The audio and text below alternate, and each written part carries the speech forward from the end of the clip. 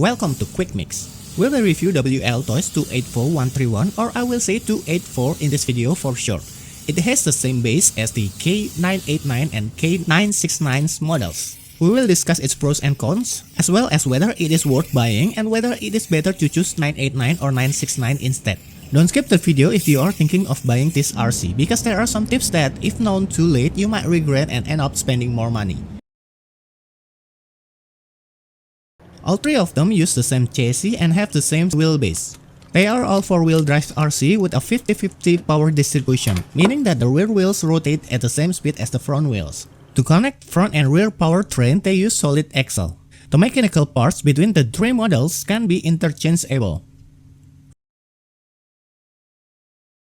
First, it uses a different body for sure. The 969 has a Porsche body and comes with drift tires, which are plastic tires, and it also has a locked rear differential gear, making it easier for drifting purposes. On the other hand, the 989 and 284 use rubber tires and have an open differential. This means that if you hold one side of the wheel, the other side can still rotate because the left and right wheels are connected through the open differential gear. This setup is beneficial for high-speed on-road driving as it provides better stability. The difference with the 284 model compared to the other two is that it uses newer electronics and transmitter. But is it better? We'll find out soon. The transmitter, the car, the charger. We need a phone charger to charge battery, extra gears and body clips, user manual. This RC is 1/28 scale. It is about the size of an Asian man's palms. To remove the body, you simply need to pull 4 locking clips. To turn it on, connect the battery, insert 4 AA batteries to transmitter, turn on transmitter, turn on the car by pressing and holding the on button, rotate the transmitter to the left or right until the flashing light stops. After that, the car is ready to be used. This car has lots of lights as seen in the video. But don't worry, the lights are LED type so they don't consume too much battery power. I have tested it and there is not much difference in battery usage when the lights are turned on or off. There are no lights modes, they simply stay on. If you want to turn them off, you must disconnect the connector. Let's disconnect the light cables from the body so we can get a better look. This RC uses soft body, except for certain parts like the wings and roll bar. Soft body is more durable when the car frequently crashes during play. The advantage of the 284 over 989 and 969 is that it uses newer electronics. It has a smaller steering deadband, which means it feels more responsive when turning the car. It also features throttle dual rate, allowing you to adjust the maximum throttle. For example, if you want to lend it to a kid, you can set the throttle rate to the minimum to make the car move at a slower pace, ensuring safety and preserving battery life. There is steering trim adjustment to make sure the car is drive straight. Unfortunately, there is no steering dual rate option to adjust the maximum turning angle. I don't know what is the mode button function. It doesn't change the light effect or change the speed, nothing. Let me know if anyone knows the purpose of this button. This RC can run pretty fast. According to the advertisement, it can reach speeds up to 30 km/h. However, after several tests, the maximum speed of this car is 24 km/h when the battery is fully charged. The speed drops to 23 km/h when the battery level is between 50 to 75%. The speed of 24 km/h is achieved using a 17T brass pinion gear and 29T plastic Spur gear. Unfortunately, we cannot adjust the gear mass of the motor or move the motor position, so we cannot adjust the gear tightness or use a different size pinion gear. If you want to change the pinion gear, you must change the Spur gear also. In the package, we got a combination of 19T pinion gear and 27T plastic Spur gear. If you use this combination, maybe it is possible to achieve a top speed of 30 km/h because the gear ratio is taller. It also has rapid acceleration. It only takes about 1 second to reach the top speed. The playing time is around 15 to 25 minutes, depending on how it is used. The initial charging time is approximately 1 hour. However, after that, we just need about 30 minutes to be fully charged.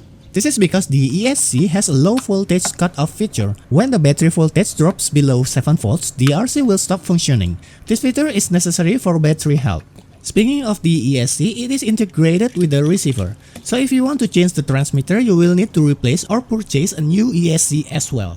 We cannot use 284 transmitters for 989 or 969, it uses different protocols. The electronics don't have a gyro function, but can it still be used for drifting? We will try it in a moment. One of the drawbacks of the 284 electronics is that the servo connector is not the common type. The 3-wire cable is for the servo. The left one is the servo socket for the 284, while the right one is the more common servo socket. So if the servo gets damaged, you will need to purchase a WLToys servo or modify the socket to make it compatible. For the 989, 969 and even the older version of 284, the servo socket is the common type. The motor itself is a 130 size motor, which is the same size as Tamiya mini 4-wheel drive motor, but the design of the back cover is different. A downside of this RC is that the gears feel sticky out of the box. You can hear the motor already making a noise, but the wheels don't start moving. Also, when releasing the throttle, it feels like it immediately brakes instead of coasting. Ideally, the car should run a little bit more. Some suggest that cleaning certain parts of the gears can help with this issue. However, I did not perform this cleaning because typically, after using the RC car for a while, it tends to become smoother on its own. For example, the differential gear feels so sticky at first, but after some usage, it becomes much smoother. I occasionally hold one side of the wheels to force the differential gear to work. After some times, the differential gear feels smoother. Once it feels smoother, I suggest disassembling all the gear components, cleaning them and then applying plastic grease. Almost all the gears, including the differential gear, are made of plastic. Only the pinion gear is made of brass. If you want to upgrade the gears to metal, you can search for it on the online shop. However, for a car of this size, plastic gears are generally sufficient. The good thing is that most of the rotating part already use bearings, which help improve performance. The wheels are locked using 2mm nuts. To remove them, you can use a socket wrench like this one, but unfortunately it is not included in the package. The contact point between the wheel and the shaft is rectangular in shape. There are many options available for rims and tires. You can use Kyoso Mini Z rims or you can look for 3D printed rims or tires. I replaced the tires and wheels with ones designed for drifting, which I bought it separately. When I tried it, I found that this RC car can be used for drifting. Even without a gyro, it is relatively easy to control. It's just that I'm not very skilled at 4-wheel drive drifting, and due to the open differential and the 50-50 power distribution ratio, I need some momentum first before I can initiate a drift or change direction. I know someone will say it's not drifting if used 4-wheel drive car, it's power sliding. Well, whatever the name it is, the point is this RC car is enjoyable when used for sliding and cornering. Someday I will convert it to 2-wheel drive, someone already asked me to do it anyway. If you see the movement is not smooth in the video, it is because, as I mentioned earlier, the gears in this RC feel sticky from the factory. It takes time of usage before they start to feel smoother, or maybe it's just me that it's not good enough to drive this RC. Again, some suggest disassembling the gears, cleaning them, and sanding some parts to make them smoother. However, others argue that doing so may result in the gears becoming too loose after some time. Since I'm not keen on the cleaning process, I opted to use them directly. Once they feel smoother, I plan to disassemble them and apply grease or lubricant. After using it a few times, I felt that the gears is indeed become smoother, although not yet perfect. In addition to being used for drifting, this RC car can also be used as a spinning top like this. By the way, before closing the body, make sure that the cables inside do not touch the wheels. Position the cable in such a way that the wheels can rotate smoothly. Speaking of cables, if you ever remove the battery because maybe you have a spare one, make sure to position the cables in the front, not the back. I once accidentally installed the battery with the cables at the back, and it turned out that the cables were rubbing against the gears, causing them to break, so I had to solder them back together. Another thing to pay attention to is the motor temperature. In my car, it gets very hot. After just 7 minutes of playing, it reaches 75 degrees Celsius. If played for a longer period, it can get even hotter, and this is not good for the motor. Excessive heat can damage the motor's magnets, and if they get damaged, it will be permanently damaged, requiring a motor replacement. One possible cause of the motor overheating could be the sticky gears out of factory. By the way, the 989 and 969 also experience sticky gears issue. If you don't have a thermometer, you can use the 5-second rule. Touch the motor with your fingertip, and if you cannot hold it for 5 seconds because it feels so hot, it means the motor is too hot. To address excessive motor heat, I recommend purchasing a heatsink. However, we need to cut this part to install the heatsink. This part is used for aftermarket body brackets, so it's up to you to cut it or not. As for me, I still cut it and I'll think another way if I need to change the body. For your info, for stock body, it doesn't need this part at all. In terms of power and speed, the WLToys 284131 is considered more than sufficient. For drifting, I need to decrease the throttle dual rate to around 50 to 75%. It's too fast at 100%. The pros of the 284 is that it is a fast car and its electronics are more than capable of handling various driving styles. There are also plenty of options for customization and spare parts upgrades. There are many body options too. I have a mini Roadster Porsche toy RC with a similar wheelbase, so I might try to use it on the 284 later.